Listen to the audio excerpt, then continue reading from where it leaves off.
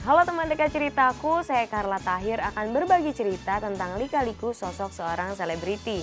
Ceritaku, cerita inspiratif tanpa gosip. Kadang-kadang kalau kos-kosan habis, belum ada bayar, belum ada duit lagi buat ngekos, nomaden lah gue gitu, numpang ke teman gue misalnya seminggu di sini, terus pindah lagi seminggu di sini, pinjem juga bajunya dia. Gue sangat nggak punya apa-apa, yang gue punya hanya cinta, love, cie, kayak iklan ya. Kalau saja waktu itu ku tak jumpa dirinya, mungkin semua takkan seperti ini. Sigit Purnomo Samsudin Said atau yang lebih dikenal dengan nama Pasha telah membuktikan bahwa dirinya mampu menaklukkan ibu kota Jakarta. Putra kelima dari 10 bersaudara ini memiliki sepenggal cerita yang tak terlupa saat masih berada di tanah kelahirannya, Donggala, Sulawesi Tengah. Seperti apa penuturan Pasha saat mengenang masa kanak-kanaknya? Berikut ceritanya.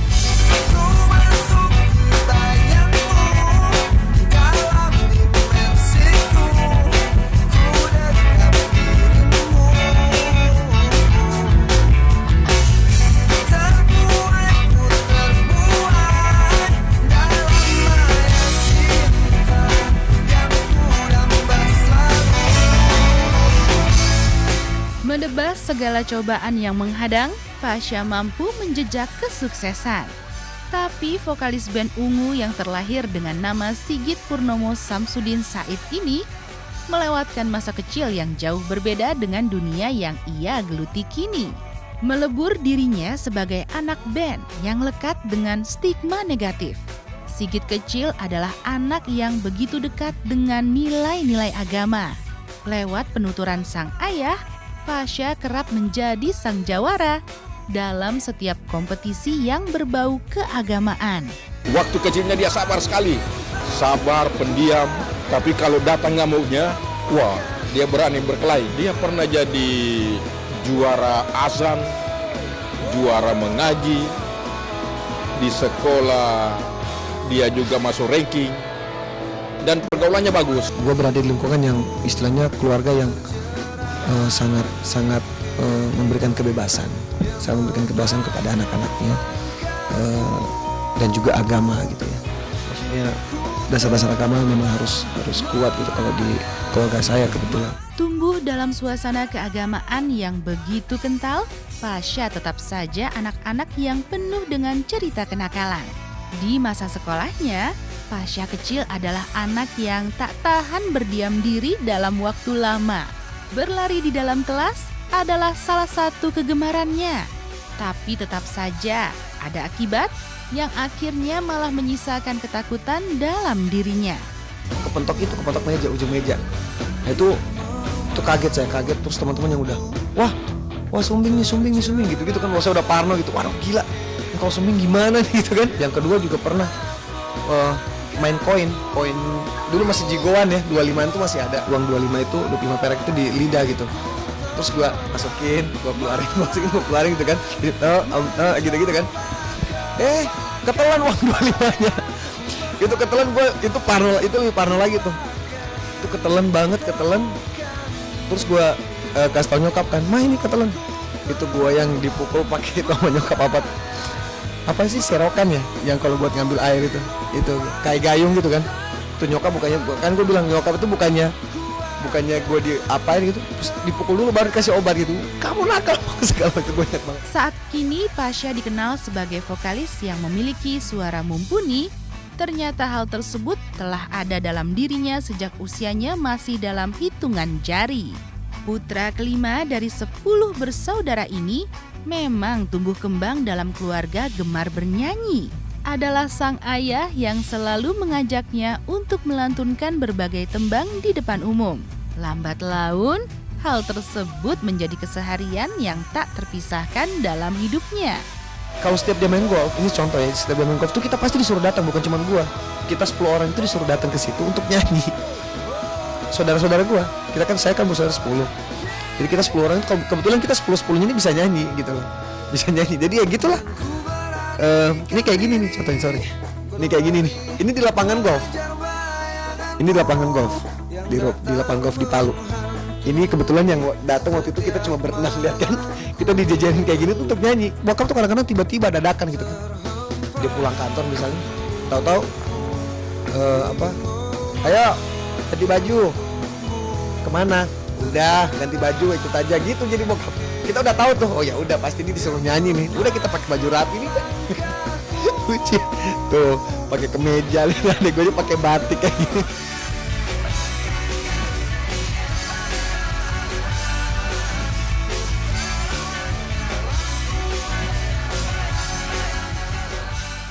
Tumbuh sebagai anak yang sabar dan mandiri, Pasha coba merentang asa demi menemukan cita-cita. Kota Jakarta ia jejak demi impiannya, tapi tak mudah menaklukkan pongahnya ibu kota. Bahkan Pasha sampai terseret ke titik paling bawah, menumpang hidup dengan teman hingga menjadi pengamen di jalanan. Pernah dijalaninya. Lalu apa yang membuat Pasha akhirnya menemukan kesuksesan bersama Ungu? Simak ceritanya setelah yang berikut ini. Kadang-kadang kalau kos-kosan habis, belum ada duit lagi buat ngekos, nomaden lah gue gitu, numpang ke teman gue misalnya seminggu di sini, terus pindah lagi seminggu di sini, pinjem juga bajunya dia.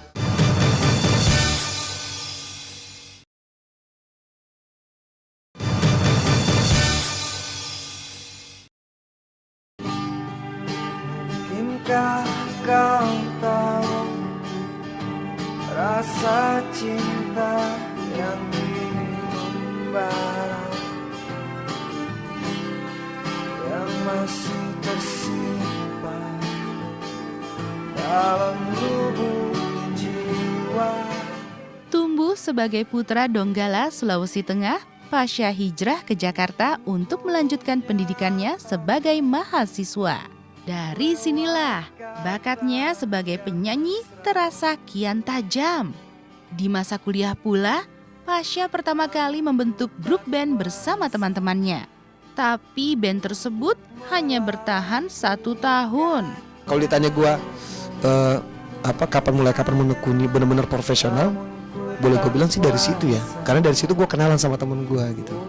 Dia ajak gue jadi vokalisnya dia, bukan Ungu sebelumnya. Waktu itu band gue Nuansa namanya. Dia ajak, Pas kayaknya lu cocok deh, mau nggak, maksudnya ikut audisi jadi vokalis gue. Ya waktu itu gue juga namanya baru di Jakarta, nggak ada temen ya. Ya gue pikir ya buat nambah temen, ya udah yuk gitu segala macam. Akhirnya cocok, udah disitulah mulai gue bener-bener ngeband. Walau tak bertahan lama dengan band pertamanya, tapi inilah jalan yang akhirnya mengantarkan Pasha pada kesuksesan. Kala itu, band Ungu tengah melakukan audisi untuk mencari vokalis mereka. Siapa sangka mereka terpikat oleh suara putra Donggala yang mencoba peruntungan di Jakarta. Bersama Ungu pun, ia harus menebas segala rintangan yang ada. Bahkan band yang mereka gawangi pernah disebut kampungan oleh salah satu label musik. Kita tuh pernah bawa demo kita gitu ke beberapa tempat.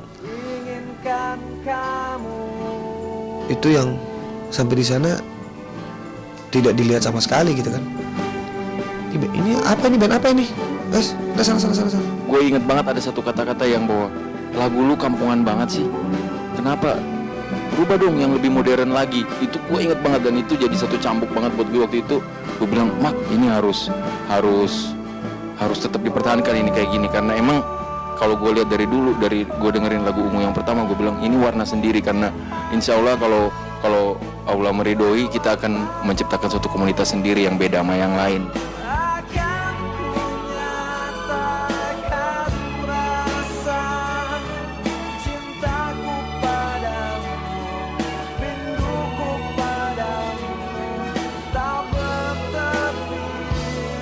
Perjuangan putra Donggala demi merentang asa di Jakarta mulai dicerca segala prahara. Bertekad hidup mandiri, Pasha sempat merasakan bagaimana terlantar di ibu kota negara.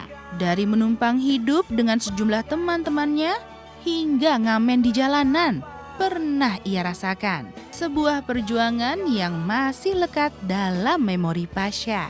Kadang-kadang kalau kos-kosan habis, belum ada duit lagi buat ngekos, nomaden lah gue gitu, numpang ke teman gue misalnya seminggu di sini, terus pindah lagi seminggu di sini, pinjem juga bajunya dia, ya, kayak gitu. Jadi cukup menyedihkan lah kisah gue waktu itu. Mungkin hanya sebuah lagu ini yang selalu akan ku nyanyikan sebagai tanda. Pasha juga memiliki cerita cinta yang tak kalah menariknya. Dengan Okky Agustina, ia dikaruniai 3 orang anak, tapi semua itu retak di tengah jalan. Awal tahun 2009, ia resmi bercerai dengan Okky. Tak butuh berlama-lama, Pasha kembali menambatkan hatinya pada pramugari cantik Adelia Wilhelmina. Lalu seperti apa Pasha menelisik hatinya hingga akhirnya menemukan kembali keutuhan cintanya?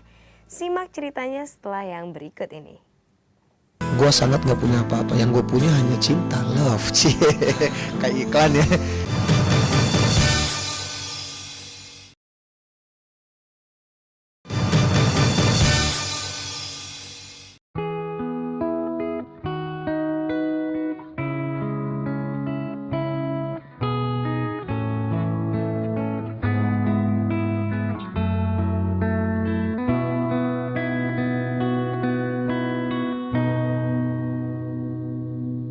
Menatap indahnya senyuman di wajahmu membuatku terdiam dan terpaku. Belum seutuhnya merasakan kesuksesan, Pasha memutuskan menikah di usia muda. Cinta yang dulu begitu ia agung-agungkan, pada akhirnya rekah juga di tengah jalan. Dari pernikahan yang hanya bertahan sekitar 6 tahun tersebut, Pasha dianugerahi 3 orang anak. Awal tahun 2009 lalu, mereka resmi bercerai. Tapi saat menelisik ke belakang, inilah Pasha dengan keyakinan cintanya. Ini orang kalau nggak gue kawinin ntar diambil orang lagi kan gitu. Gue lebih mikir kayak gitu. Jadi gue tanya lah mertua gue gitu loh. Gue tanya mertua gue, kira-kira kalau gue ajak anaknya nikah gimana gitu. Nggak masalah katanya. Dengan kondisi gue seperti ini, gue tidak punya apa-apa. Gue nol besar. Gue sangat nol besar. Waktu kawin gue sangat nol besar. Gue sangat nggak punya apa-apa. Yang gue punya hanya cinta, love, cie, kayak iklan ya. Yang gue punya hanya cinta. Jadi basi ya kadang-kadang kalau dibilang apa sih makan cinta lu hari gini gitu kan. Gue bilang kondisinya seperti ini. Dia bilang nggak masalah. Gue nggak tahu tuh apa dia juga love is blind, gue nggak ngerti juga tuh. Udah buta karena cinta, gue nggak ngerti ya. Rezekinya bisa belakangan deh gitu. Kan kayak buat apa kita pacaran apa nikah sama orang yang punya duit tapi lu sakit gitu. Kalau aku ngeliat dia sih maksudnya ada kemauan dia untuk nyari untuk ngebahagiain aku tuh ada gitu. Aku ingin engkau selalu hadir dan temani aku di setiap langkah yang meyakiniku kau tercipta untukku. Meski waktu akan mampu. 2 tahun berselang setelah ia berpisah dari Okky Agustina, Pasha kembali terpanah asmara. Kali ini seorang pramugari cantik, Adelia Wilhelmina, yang membuat vokalis band ungu tersebut kembali mengumpulkan keping-keping cintanya yang sempat lebur atas perceraian sebelumnya. Pada bulan Maret tahun 2011, mereka berjalan seiring ke pelaminan. Dan di penghujung tahun 2011, lengkap sudah kebahagiaan pasangan ini. Ketika rumah tangga mereka dianugerahi seorang putra, Dewa Hikari Zaidan Ibrahim. Kita kasih nama putra kita Dewa Hikari Zaidan Ibrahim. Itu artinya laki-laki yang kuat, yang sabar, namun suka memberi. Nah, kalau dulu kita nggak sabar pengen lihat dia lahir, sekarang kita nggak sabar pengen lihat dia cepat gede gitu kan. Nah, bagaimana caranya? Nah, Dewa insya Allah mudah-mudahan dikasih kesehatan, dikasih kekuatan, kesabaran, terus cepat gede. Nah, biar apa kalau mamanya jalan-jalan bisa nemenin gitu. Oh ibu, terima kasih untuk kasih sayang yang tak pernah usai. Tulus cintamu takkan mampu untuk terbalaskan. Setahun setelah Pasha memutuskan kembali membina rumah tangga, Oki pun mulai membuka lembaran baru. Bersama seorang pesepak bola Gunawan Dwi Cahyo, Oki membina keluarganya yang baru pada bulan Juli tahun 2012 lalu. Belum dipikirin. belum. Kalau konsep sih yang pasti aku nggak mau ribet sama adat-adatan, jadi ya kita simpel aja lah, internasional. Terus karena dia profesinya pemain bola dan otomatis akan ada nuansa bolanya.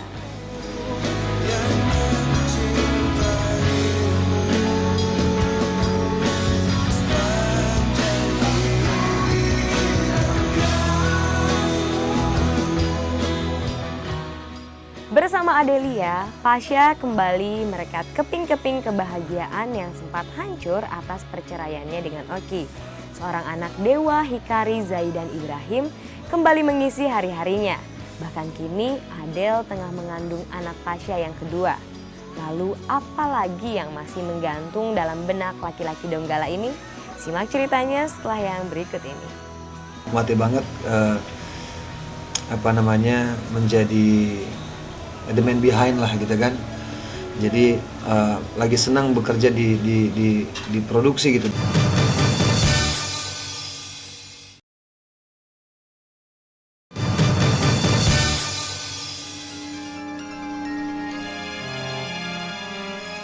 Kalau saja waktu itu ku tak jumpa dirinya, mungkin semua takkan seperti ini. Dirimu dan dirinya kini ada di hatiku, membawaku dalam kehancuran. Maafkan aku, menduakan cinta.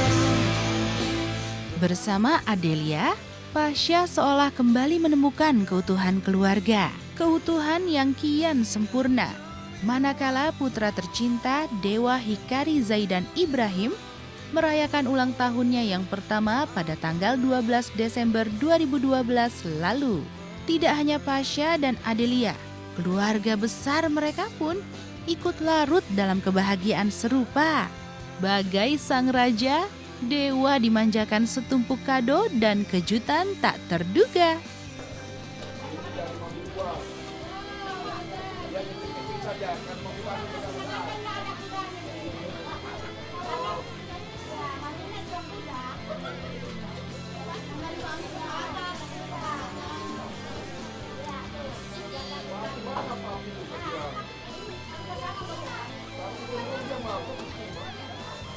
Jadi alhamdulillah hari ini Dewa sudah berumur 1 tahun, sehat ya. Hari ini pun kita juga bikin semacam acara syukuran kecil-kecilan di rumah, kumpul-kumpul teman-teman keluarga. Itu aja sih. Ya, kebetulan juga memang sudah kita rencanakan juga, walaupun agak sedikit mendadak, tapi alhamdulillah acaranya lancar ya. Mau jalan ya, lagi udah ngapa-ngapa, terus mungkin udah tahu orang, jadi kalau misalnya orang belum dia kenal, dia nggak mau sama orang itu. Kalau Teri itu bisa apa aja Teh?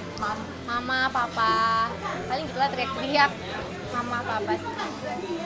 Anugerah Sang Maha Pencipta kembali menyelimuti pasangan ini saat Adelia kembali mengandung anak kedua dari Pasha. Saat ia telah dianugerahi seorang putra, maka tak lain Pasha mengharapkan anak keduanya kelak adalah sesosok bayi mungil berjenis kelamin perempuan. Tapi apapun itu, baik laki-laki maupun perempuan, Pasha tetap saja tak bisa menyembunyikan kebahagiaan saat Adele kembali berbadan dua. Ya hari ini Mbak Adele lagi di rumah aja, lagi jaga kondisi karena kebetulan Adele sudah ngisi lagi, sudah usia 2 bulan, alhamdulillah. Ya mudah-mudahan bisa terjaga. Kalau boleh memilih sih perempuan, tapi ya saya suka semua laki-laki perempuan sama. Saya malah berharap kalau bisa kembar. Iya, senang aja, kayaknya lucu aja gitu ya. Punya anak banyak tuh kayaknya lucu gitu. Untuk jadi milikku, ku ingin engkau mampu, ku ingin engkau selalu bisa temani diriku. Setelah menemukan keutuhan keluarga, Pasha terus berusaha melanjutkan cita-cita. Ketika berdiri di atas panggung sebagai vokalis, ia telah mendapat tempat yang istimewa.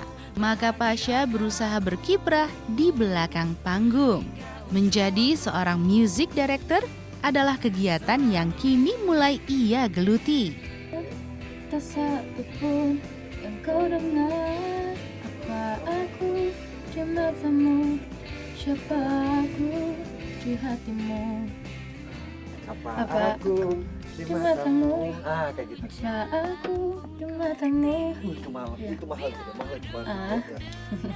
semua kau ajukan.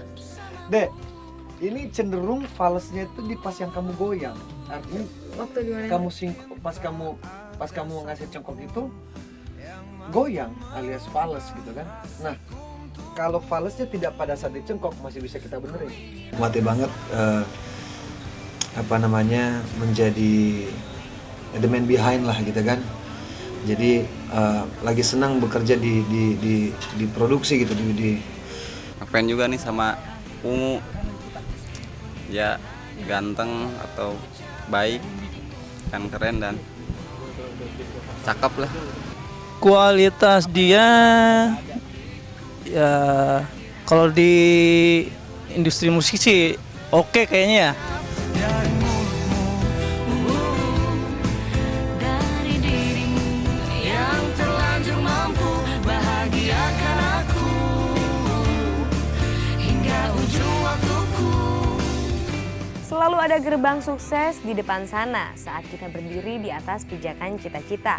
Tak kenal putus asa adalah salah satu cara untuk menemukannya. Semoga cerita dari kehidupan selebriti tadi membawa inspirasi bagi kehidupan Anda. Sampai berjumpa di ceritaku berikutnya. Dadah! Ku ingin engkau selalu